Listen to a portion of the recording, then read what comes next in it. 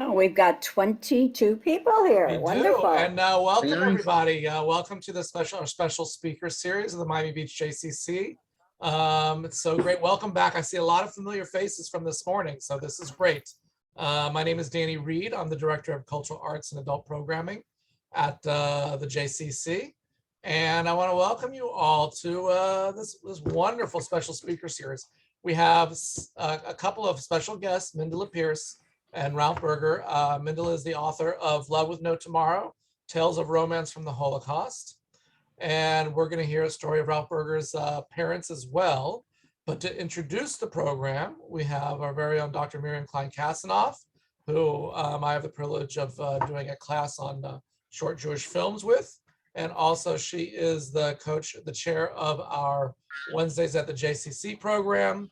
And she's also a Holocaust scholar. I say scholar, Miriam, not just an educator, in her own right. So Miriam, why don't you take it away? Hi, thank you, Danny. Hi, everybody. Thank you for coming back to the program. You're not going to be disappointed. Welcome to all of you for attending this very special program today. It is special personally to me, as I am very good friends with both presenters, authors Mindelle Pierce and Ralph Berger. In fact, I have been somewhat involved in their long journeys of researching and getting their books published. More on that later. But first, let me tell you a bit about each of these incredible writers. Because of time limitations of the program, I will not read their full biography, but let me just give you some highlights. Mendela Pierce is an American Holocaust educator, author, and schoolteacher. She has dedicated over 15 years of her career to studying and teaching the history of World War II Holocaust, resulting in the publication of this book, Love with No Tomorrow, that we're going to hear about today. The book's foreword is written by the eminent scholar, Dr. Michael Birnbaum, and the eminent educator that assisted her, Dr. Miriam Klein Kassanov. Couldn't help but saying that. She serves on the executive committee of Stockton University. She is a member of the board of, I don't know where that sound is coming from, but somebody's got their cell on or something. Please turn it off. She's an outreach ambassador for the senior and virtual camps of Isabella Friedman. She reviews Holocaust narratives. She has presented at Yad Vashem. She is a product of the New York school system with master's degrees in education from Hunter College, where she earned her Phi Beta Kappa. She resides in New Jersey with her husband, Ira, and listen to this. Between the two of them, they have raised 6 children, 19 grandchildren, and so far 2 great grandchildren. Now let me tell you about Ralph. Ralph Berger is the son of Holocaust survivors. He is an arbitrator, mediator, attorney, and adjunct lecturer for Cornell University. By the way, Ralph, my grandson just got accepted to Cornell. He's so excited. Albert Berger is a retired teacher, sports coach, and mentor of teachers in training at Brooklyn College. He is the co-editor with his brother of Courage Shall We Fight, a book that tells the incredible story of survival of his parents, Jewish resistant fighters, Murray Matka Berger, one of the original members of the Belsky Brigade, which is depicted in the movie Defiance, and Frances Fruma Berger, the first woman in the brigade to be issued a weapon. Miraculously, first individually and then together as fighters in the Belsky Brigade, they escaped from the Nazis and certain death. Since the book was first published, Ralph has lectured on it at the United States Holocaust Museum in Washington, the Museum of Jewish Heritage in New York City, our Holocaust Memorial in Miami Beach, at Miami-Dade, St. John's Law School. All proceeds from the sale of the book are donated to support Holocaust education. I am so proud to know both of these wonderful, wonderful people. And so, before I start, I just want to say that it's a very difficult task, although sometimes it looks easier than it is, to be the moderator and interviewer on these programs. And because of time limitations, sometimes it is necessary for me to have to interrupt the person speaking. So because of my experience knowing how the audience gets very annoyed when I do that, I'm telling you ahead of time, please don't get annoyed. Please don't put in the chat, Miriam, stop interrupting. I have to do, I've had that happen and it's very hurtful. I have to do what I have to do. So I'm going to be interviewing both, but we're going to start with Mindelle, and then we're going to move to Ralph. Mindelle, how, Mindelle, by the way, is speaking to us from New Jersey, and although Ralph is a New Yorker, he happens to be visiting and in Florida this winter and right across the street from me at a condominium. Mindelle, how many stories are in this book? There's like 18, I believe. Hi, is that right? 27.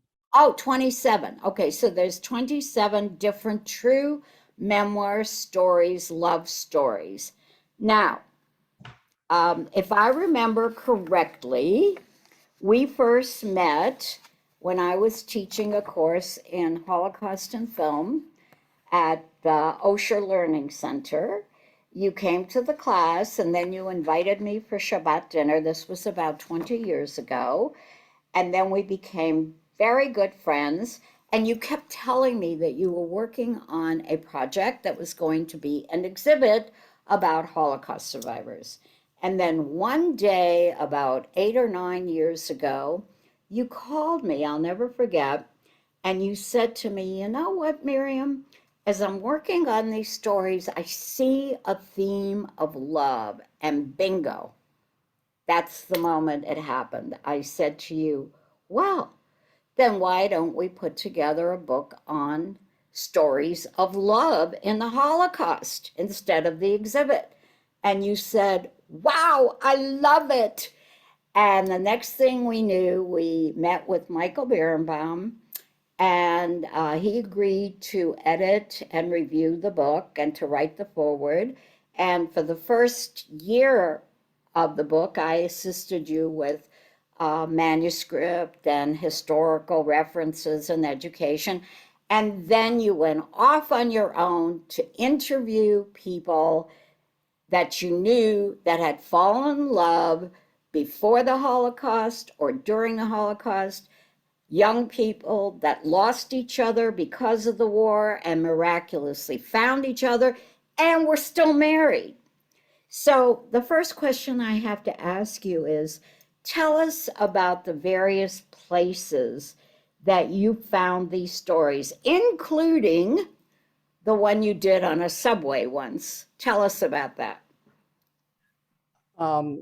When I first came up with this idea and I started talking to a group of friends in New York who are very active at the Museum of Jewish Heritage. We have many programs that I attend in Manhattan at Patty Kenner's house. She's on the board there. And one person started telling the other person what I was doing. And most of them actually contacted me, please include my parents. Many times it was the children of the survivors that called me and said, I would like to have you interview my parents' story. It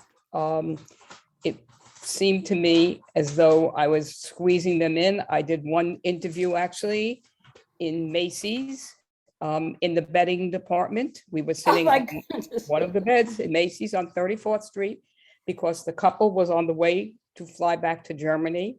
I had met them in my rabbi's son, Rabbi Alex Lazarus Klein in Buffalo. Uh-huh. And he mentioned me at a lecture, and then somebody called me while I was in Buffalo, and they said, "We're leaving tomorrow. Is there any way you could, we want our story in your collection?" So literally, we sat on of the bedding department, and I did all of these interviews on video. So I don't know about a documentary. I will think about that now, but they were all on either with a big old-fashioned video camera when they were very big. Yeah. Now, of course, we all hold up our phones and you kind of can do a video on the spot. And it was How just, was it that you ended up doing one on the subway in New York? I remember you were telling me well, the that. subway of New York was actually, it wasn't the interview for this project. It was something that came out of another project that Ira was involved in with Chinese people who live now in New York. And they were going, when they heard about my project, they told me that they had their own trauma in China. Right. And I was thinking about doing a project on that actually at that time. And they said, please let us tell you our story. And that interview took place on the subway of New York. Luckily, at that time, we were on the subway goes underground and then it comes out into the into the light of day. So it was we kind of waited as much as we could. They stood on the train way longer than their stop. Then they had to get off the train and go back downtown because we finished the interview. But So that's my next. that's I'm looking into that. Mendela, of all the couples that you met, there's 27 stories.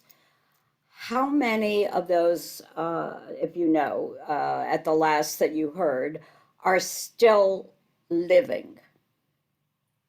Miriam, that's an excellent question.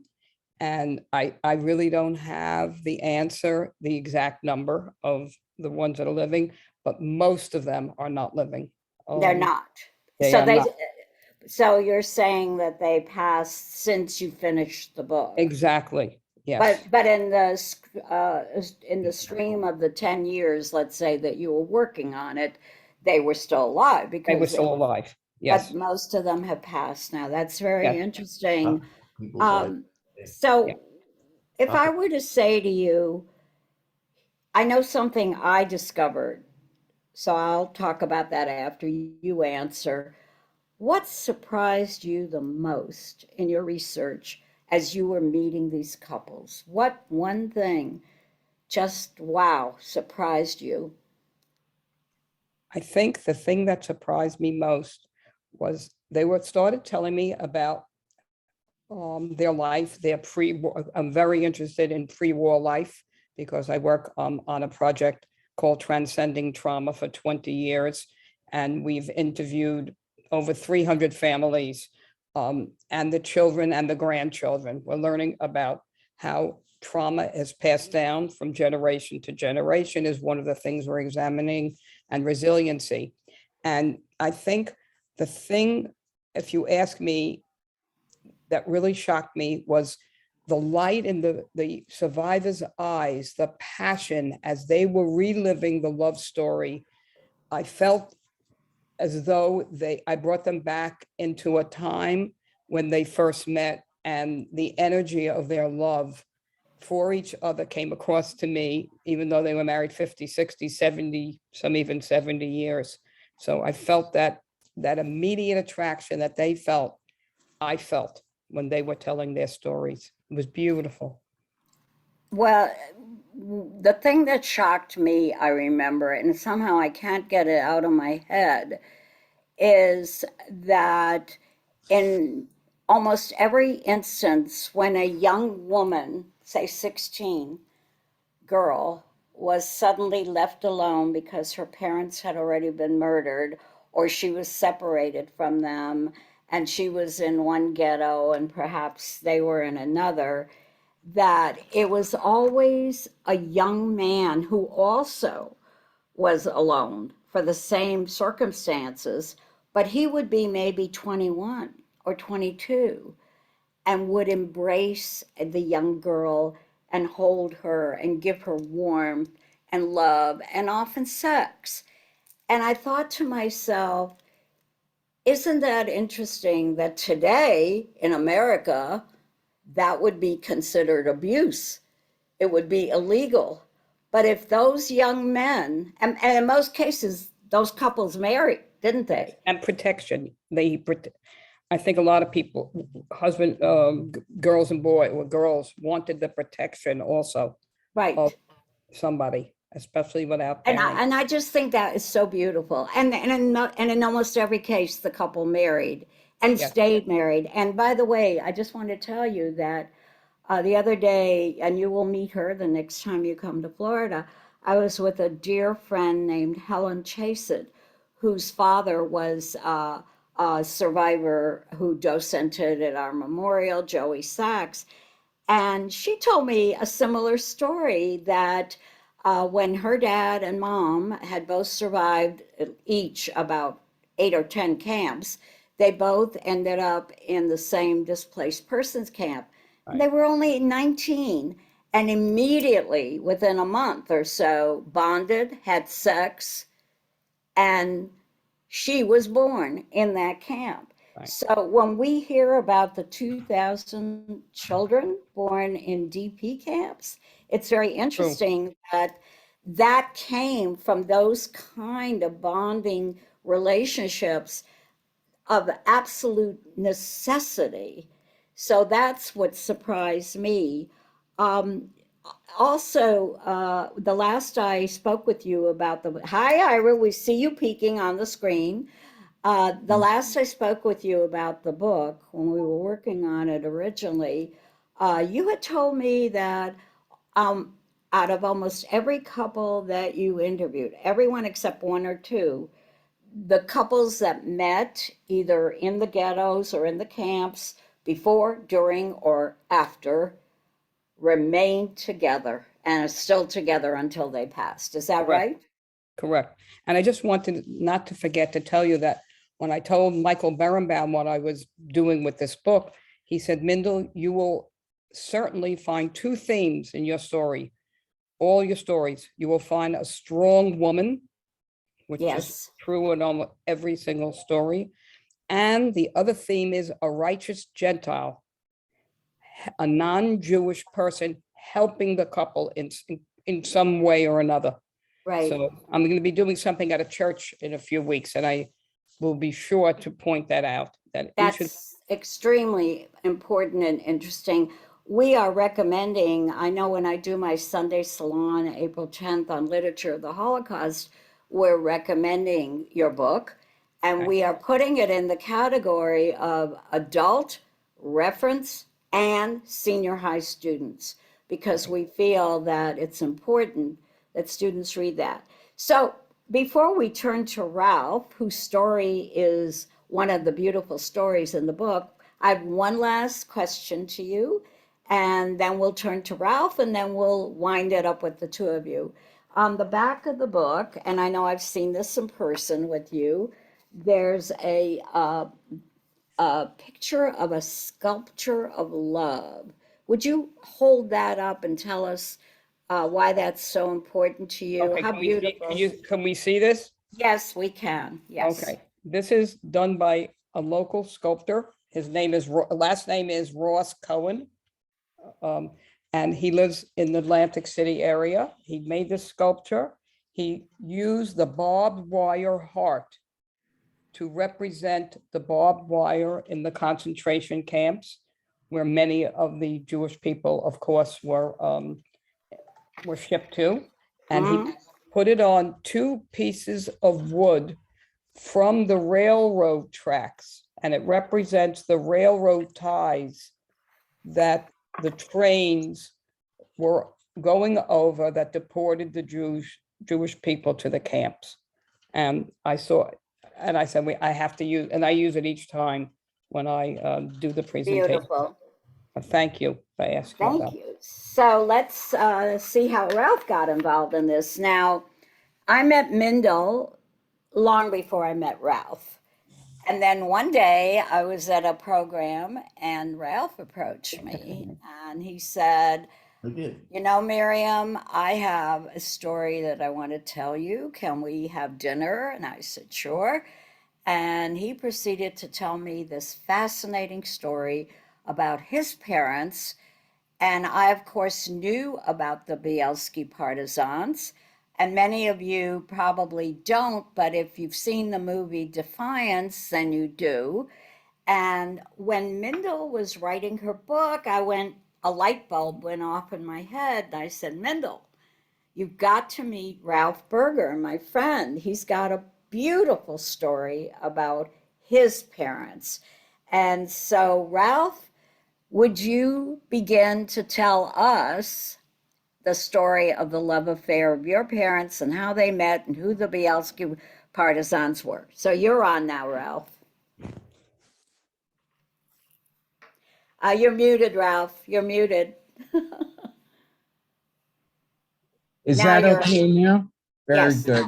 Okay. Thank you, Miriam, and thank you, Danny, both of you for inviting me, and kudos to Mindelle on what is truly an inspirational book. And I'm so grateful my parents' story is there. If you want to focus on their romance first, let's do that. Okay. My dad, whenever asked where he met his wife, he'd say, I found my wife in the woods. He wasn't kidding. And I remember my mom doing an interview on WEVD radio and telling the interviewer, Norman Lester, how love can blossom, that was her phrase, under the most adverse circumstances. My parents met as fighters in the brigade, and they later had a marriage, which wasn't just a marriage, it was a 50-year romance. The way they supported one another and admired and respected one another was always so admirable. And you realize they fought together. They lived together in the Zemlankas, the underground dugouts. And that love and encouragement helped them get through many, many hardships, and not just in the woods, in the DP camps, crossing war-torn Europe, with the Bricha, helping them, the Jewish underground, coming to America broke and barely knowing the language.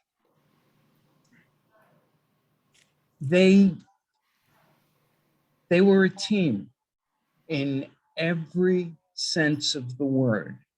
They really were a team.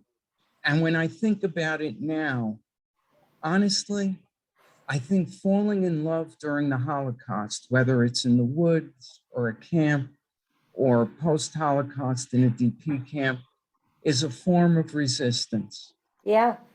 It's inspirational, it's support. I think it adds to a person's feeling of worth. It gives an additional something to live for. And I'm sure from the time they met, I wasn't around then, of course, but from seeing them together, that romance that started in the woods lasted for the next 50 years. Oh, that's just a beautiful, beautiful story. I know you have some interesting slides, some photographs showing them, and a little bit about the Belsky Partisans. So if Danny wants to start sharing, Sure. so this is the book that you put together. By the way, Correct. people are probably wondering where can they get both books? So I'm going to recommend that they go on Amazon, and that would be the easiest way to order both books. Right. And Debbie can put the titles of both in the chat if she wants to. So go ahead, Ralph. Okay, let's go to the next slide. This Danny, is please. Okay, that's my dad in Scheller, the town where he was born and raised in what was then Belarusia. He was the youngest of 7 children. He was a rabbinical student, and obviously the war ended that. Danny, let's go to the next one. excuse me, somebody has got their background on.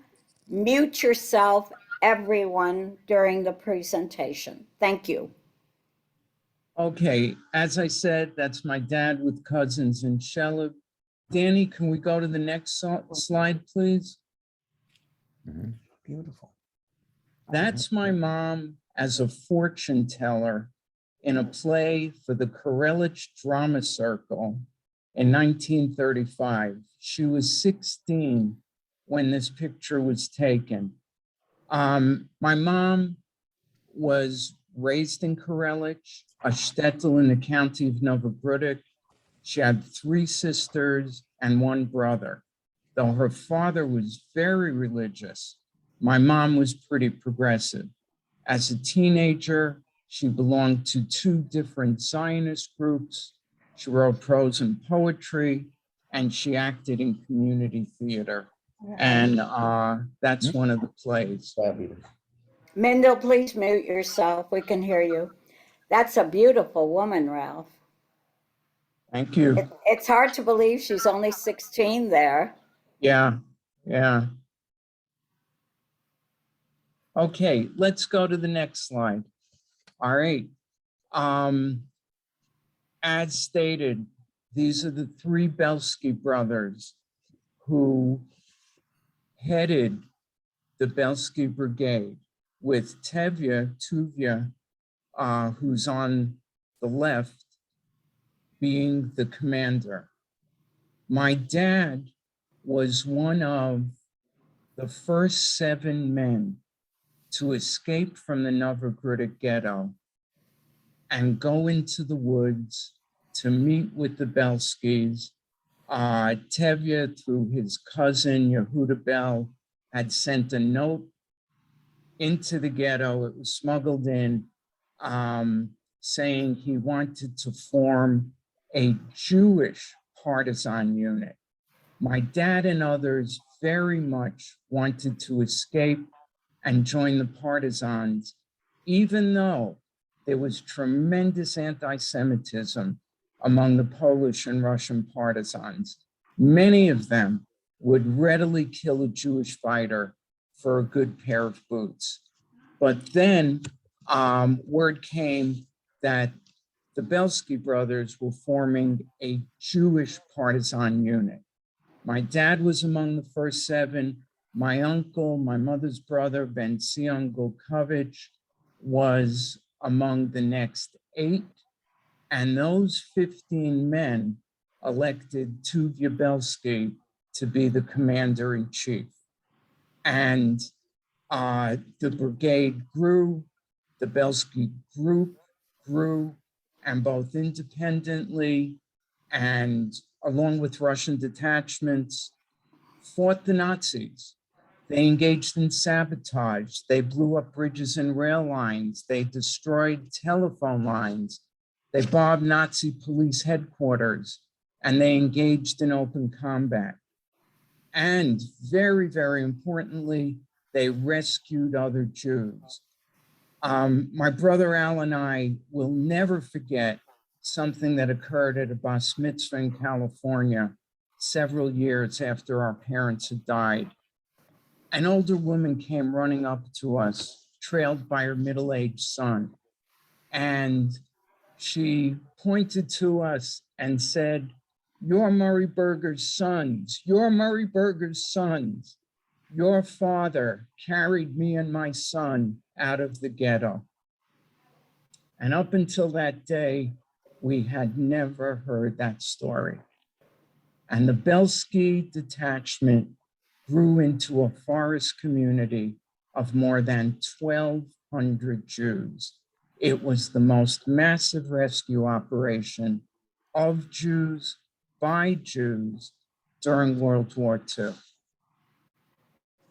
Incredible, incredible. Yeah. And do remind the audience that if this sounds familiar, there was a movie with Daniel Sure. Craig playing Tuvia, Right. and it's called Defiance. Tell us about this picture. I know your parents are in there, right? My mom is in here, Uh-huh. and the soldier bracketed in red is my mother. She was the first woman in the brigade to be issued a weapon. Mm. My mom survived one of the auctions, the raising of the Novograd ghetto, by hiding in a cesspool along with my Aunt Judy Golkovich and two other women for 6 days without food and water. They were rescued by my uncle, Ben Sion, along with 24 others. They escaped and joined the Belsky Brigade. And this is my mom, and you will see this picture at the end, the very end of the film Defiance. And to Mhm. give you a frame of reference, my mom was 21 when Hitler invaded Poland. She's 24 in this picture. My dad was 5 years older at the time. So how long were they in the woods with the Bielskis? A bit over 2 years. Really? Wow. Yes. Yes. And my dad wandered by himself for over a year, 2 winters in the woods, at times being hidden by righteous Gentiles. Over 130 of his relatives had already been murdered. Let's go to the next slide. This is what we call the wedding picture. After the war, my parents were married in the synagogue on the Tiber River in Rome. They had been in DP camps in Italy for close to 2 years, waiting for passage out of Europe. I will never forget being in Rome in 2006 on a tour of that synagogue. And while waiting for the tour to start, there was a sign leading to the archives, "Do not enter, do not enter." And in many respects, I'm my father's son. I just walked in and I told the people behind the desk there my parents' history. And I said they were married in this synagogue in 1947 on Valentine's Day. And within a minute, they pulled out a giant ledger, and there was a picture. There was a line rather of my mom's signature, my dad's signature, the 2 witnesses, friends of theirs who I knew, and the rabbi. And there's a picture of me holding that ledger in the book. Is that it for the slides, Danny? Yeah, I think it is. Okay. So that's a beautiful story, and it's wonderful that Mindelle was able to put that in the book. Before we go to questions, and there's 26 of you here, I would ask that each one of you please put in one question into the chat, please. One comment or one question. I have a question to ask of each of you. Ralph, since you just finished, and then I'll ask Mindelle the same one. So Mindelle, you can unmute now.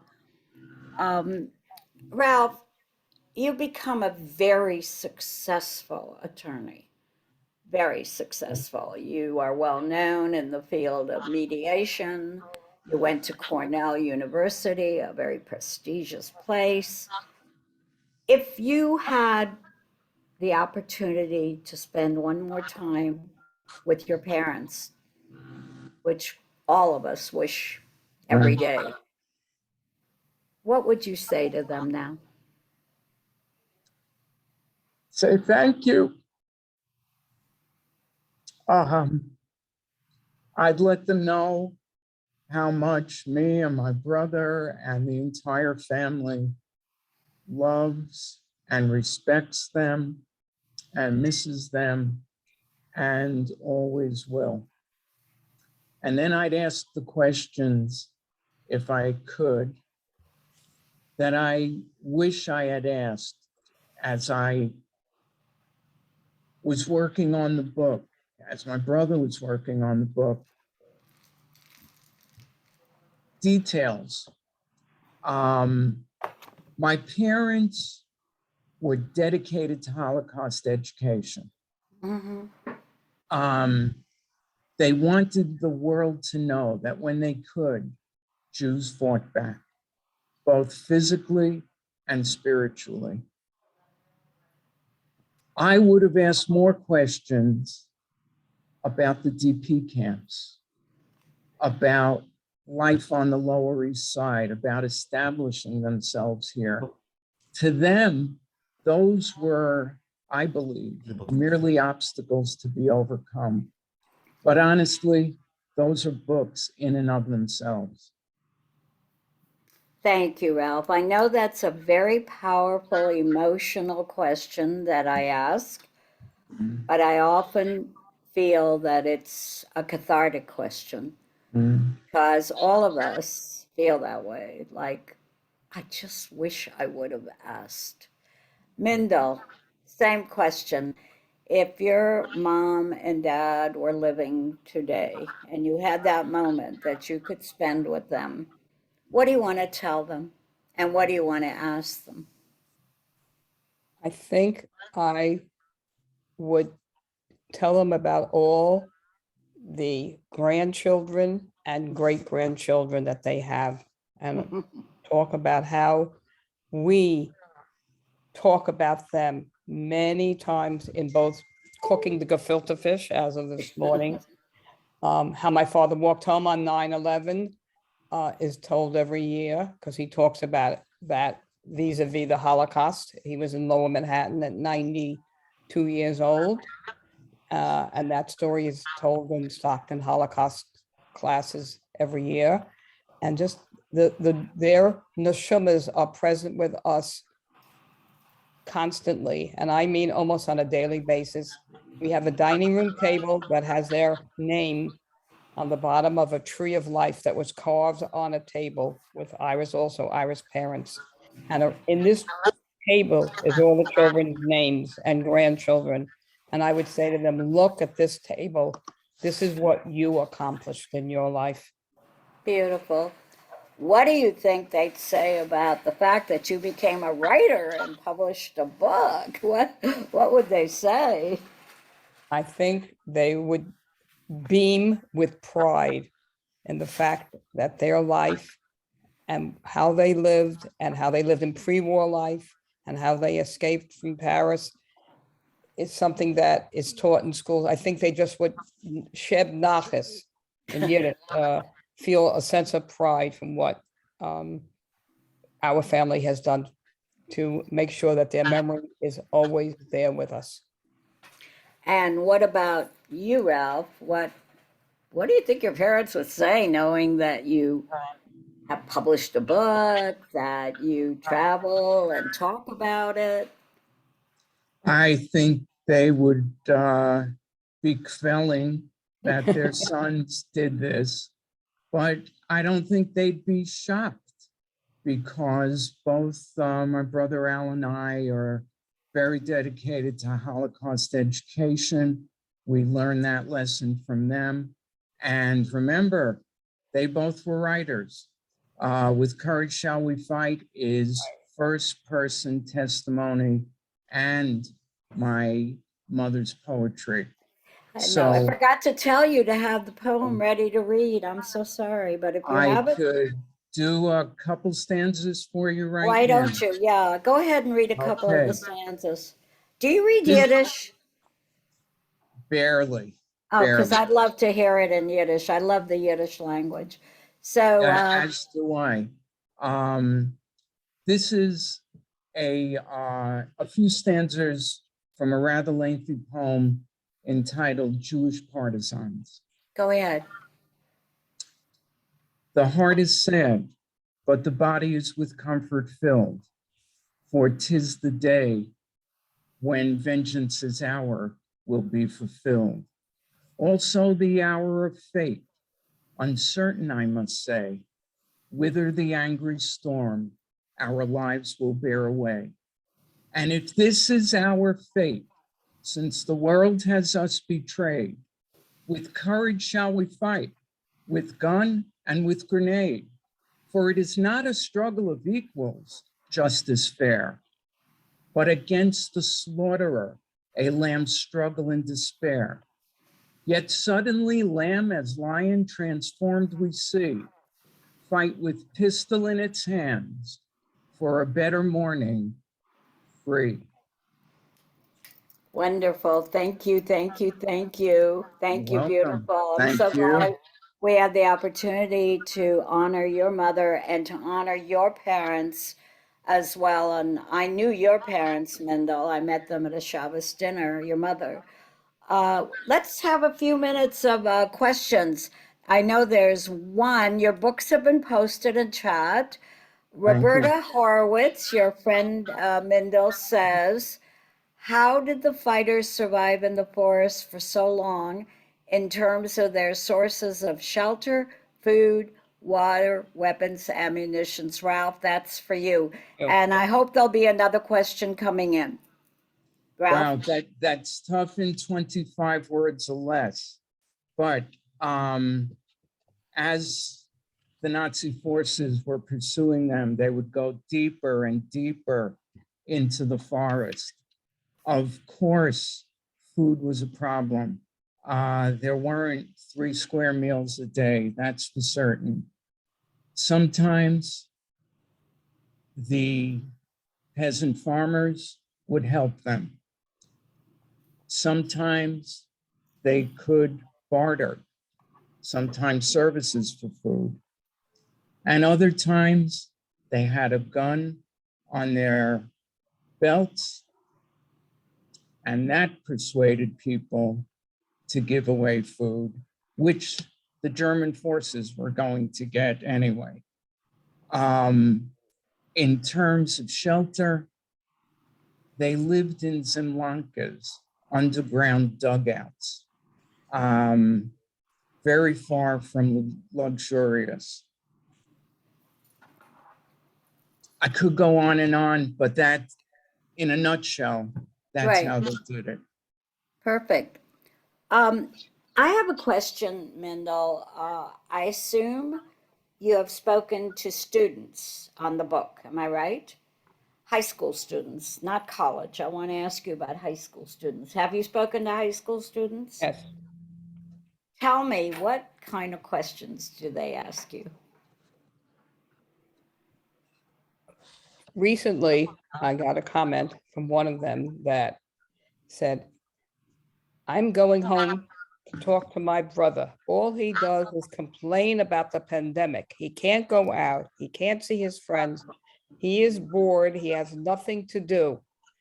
I'm going to tell them about your parents and how, because I give them a whole historical background, what they did during the Holocaust. And maybe then he'll understand he's not to complain anymore about, the fact that the pandemic has kept him in the house.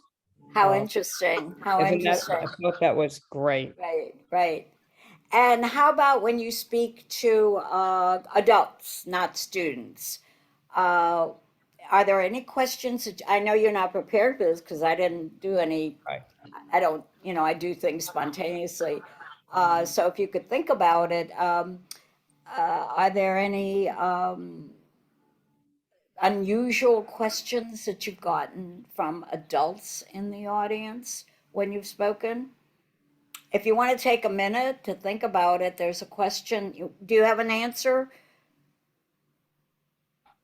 I just would say that adults, when I tell the story to adults, many of them sit there and in disbelief of Yeah. what people went through, and how love, again, how love is a spark of light that was able to come out of the worst period in the 20th century, the darkest period.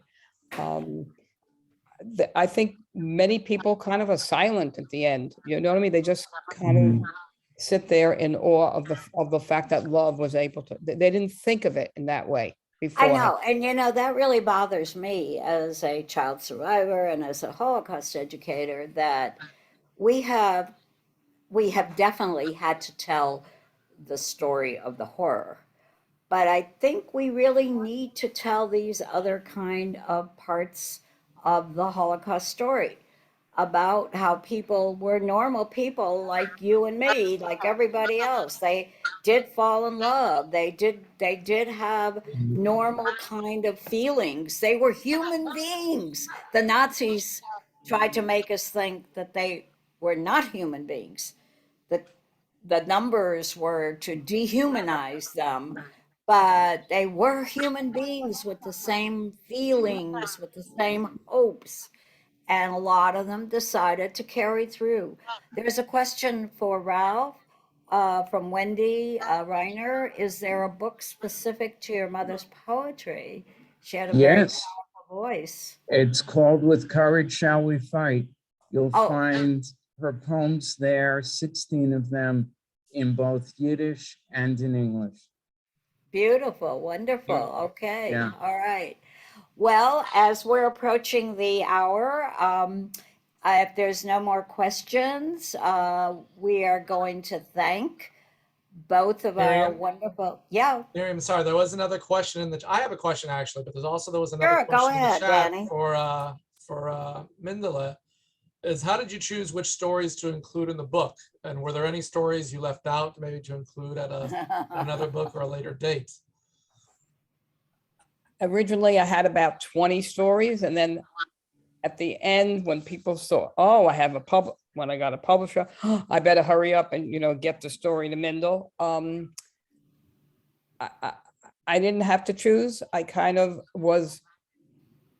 I was so taken by all of these stories. They truly hit my heart, whether they were in the woods, on the run, in the hiding, in the camps. I said, I have to share this resiliency, this love of what happened during the Holocaust to the world. So I included the 27 interviews that I did. I didn't leave any out. But it wasn't easy. None of it was easy. I mean, I remember, believe me, one summer we Right. spent at Camp Isabella Freedman just drafting and reading and editing and oh my God, is it a 10-year project, would you say? I The would say book. about 8 years. The problem was when you're dealing with, let's say, interviewing a survivor, you have the family of the survivor who wants input. So I have sometimes 2, 3, 4 children, 5. They have spouses. They want this in. The other one, the brother doesn't want this in. The sister said, I have to have this in.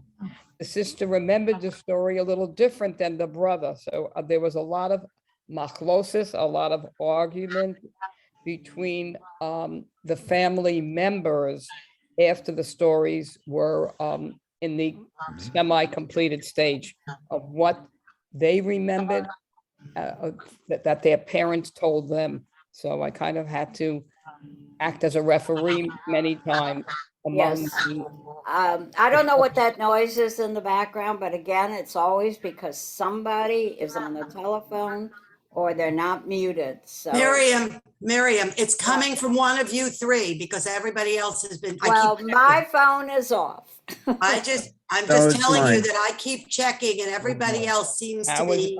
my phone is not even here. Okay, all right. So there's a question here about Holocaust denial, and I'm wondering if either one of you have run across that problem in your presentations or anywhere else where you've had to deal with people that say, "Oh, I don't believe that," or "That just sounds ridiculous," or "It's not true," or anything like that. Ralph, have you had any experience with that? You know, my first experience with Holocaust denial is when I was a student at Cornell. And an ad had been placed in the Cornell Daily Sun, which was essentially a Holocaust denial ad. And I responded with a letter. And in parts, I said, talk to my parents who went through this, listen to their testimony. I said, you will not be able to ask my grandparents or many of my aunts and uncles or cousins or my parents' friends because they were murdered. I think it is so, so important for us to educate and tell the world what really happened, because the revisionist theory now is absolutely frightening. Mendel? I did not confront any Holocaust deniers. I mean, that has not happened in my presentations. But again, we must have Holocaust education. I agree with you. It has to be taught in the schools. It has to be mandated. And we need to talk about Holocaust. This cannot happen again. Along those lines, if I may add, I'm often asked the question, why didn't more Jews escape? And I tell them the story of how when my dad was asked that question and I was standing there, the first thing he said was, to where? Remember, Hitler's armies bulldozed Europe. It is amazing that 30,000 Jews were able to escape ghettos and camps and fight in the woods. And I think that what's going on today, that as people watch the Ukrainian refugees running for their lives, answers that question a lot, in that at least they can still get out, but pretty soon they're not going to be able to. And But I'm yeah, sorry. go ahead, Mendel. But nobody wanted us also. Well, Nobody that's true. wants In the fact, it's Holocaust quite survivors. ironic. I Right. think another whole program could be the irony that the two countries that are saving Ukrainians, the Polish and the Germans, managed to chase out and murder the Jews of Europe. So what goes around is really quite, interesting. I'd like to give you a little bit of a tip of how I feel about denial. You're the big mediator and lawyer, so I feel uncomfortable trying in any way to address to you. But generally speaking, most of us Holocaust educators and scholars, we just don't bother with it. We don't answer a denier. Do you know why? If you watch the politics, and I'm not going to say which side, you can guess on TV, no matter how much documentation and truth you give a denier or a person who wants to believe this particular thing, they're still going to believe what they want to believe because they really know that it's not true. it's a form of getting you into the argument and getting you all riled up and crazy and your blood pressure up. It doesn't matter if you say to them, well, look at what my parents went through. That's their story. They don't care. So what I learned from Ben of Volotka Mead, who trained me, who were the ghetto fighters resistance, is you just don't engage with it at all, because that's what they're trying to do, is get you to engage into, so they can get you riled up, because they damn well know that it's true. It's just to get you into that kind of state. And Ben Mead tells the story of how 60 Minutes once, or Larry King once called him to be on a program, and then said that there would be also somebody on the other side. And he said, there is no other side. So if you're going to have somebody from the other side, I'm not coming on the program. Let that other person talk. And he didn't go. And I learned that from him. So when I get into a room and there is a denier or a questioner, I ignore them. If there was one in the chat right now, I would just ignore it, because that person wants you to get into the argument. They're welcoming that, but you're not going to change their mind. It's Okay. not just changing their minds, it's other people. And I think there's a danger, with all due respect, and I mean that very sincerely, that it appears that we're condoning the Holocaust denial, saying we don't have anything to respond. When Al and I are in schools, we tell students, what's the legacy of the partisans? One, Jews fought back when they could. Two, look at what a difference these people made for themselves and others. Be an upstander, not just a bystander. Right. So if we see something which we know is false, I think there's merit to challenging I it. know I agree with you, but since we're going to have this discussion, I think that when you can still form the mind of somebody, definitely in the high schools, but when you're doing a program with adults out in the community who are definitely deniers, it's useless. That's my feeling. They're done.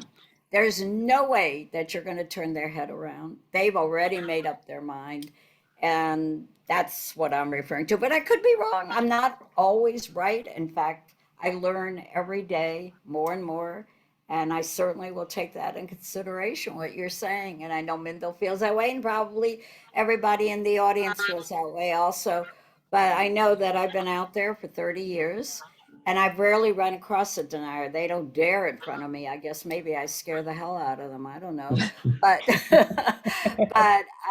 but I wouldn't get into an argument with an adult extreme denier type, a white supremacist. They pretty well made up their mind. They just want me to get all riled up. So Danny, Debbie, do you guys have any comments? Any more interesting questions? Listen, I want to thank you all for a wonderful program. Ralph, Mendela, thank you very, very much. And Miriam, thank you as well for running the show. It was great. Well, It really, And getting into it. but no, it's really something. And it's funny because we have distant cousins that met in the Kovno ghetto and escaped the Kovno ghetto, and somehow they ended up in El Paso, Texas. So I mean, they passed quite a few years ago, but yeah, those stories abound of people who find each other and manage to stay together. So thank you very much, Ralph, for sharing your parents' story. And Thank you. Mendela for bringing this book to light. I'm sure Thank that there's a nice wide variety of stories.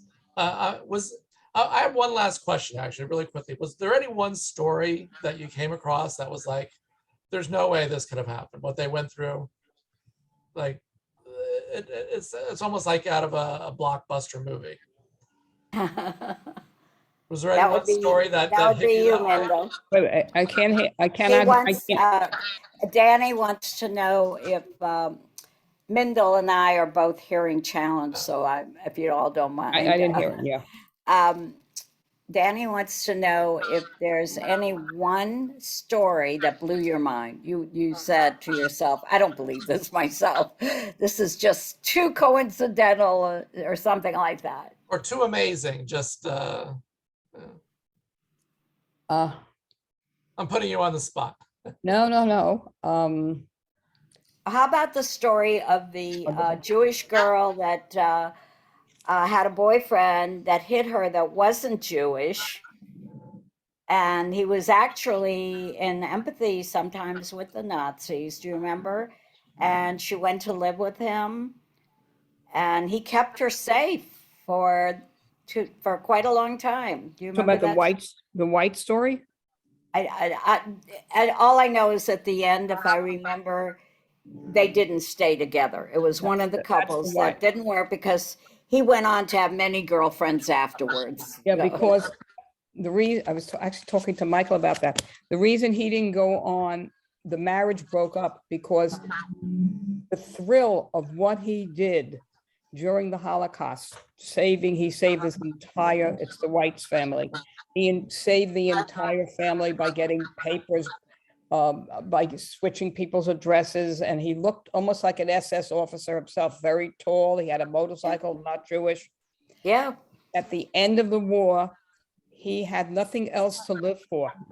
Mm-hmm. And he started drinking a lot. He became an alcoholic, and his whole life was, he couldn't go on with his life. He became sick, and they ended up getting divorced, after that. Well, the thing about that was that he was a German. He was not Jewish. He was Right. just on the fringes of being a Nazi, but he wasn't. But she remarried and never told her family or her second Right. husband about this guy. Right. And on her deathbed, she told her children to get this trove of letters and diary. And it was then that they found out on her deathbed that she had been saved by a non-Jewish, German, almost Nazi type guy. That's a And different that story, was yes. her, That's a different, that was yes. her first husband. That story stayed with me. It was very powerful story. Well, I am sure they're all powerful stories, and I encourage you all to get the book, and Ralph's book as well. It's in the chat. Thank So you. it's Well, Ralph and Mindelle, I thank you very much. Thank you. Thank you for having, exactly. It was fun and a pleasure and amusing and interesting and sad and enjoyable and all the aspects of this kind of thing, because it did have love. The love stories of the Holocaust had all of that. It had sadness, it had joy, and it had amazing endings. And I'm glad that we had the opportunity, the three of us, Thank to have this little conversation and share it with about 25. At one point, we had about 28, 29 people on board. Yeah. So with that, I will wish you a goodbye and a thank you all pleasant. so much. Thank you so much for Thank joining you us this for having afternoon. us. Thank Join you us all. next week as well. Bye-bye. Bye-bye, everyone. Bye-bye. Bye-bye.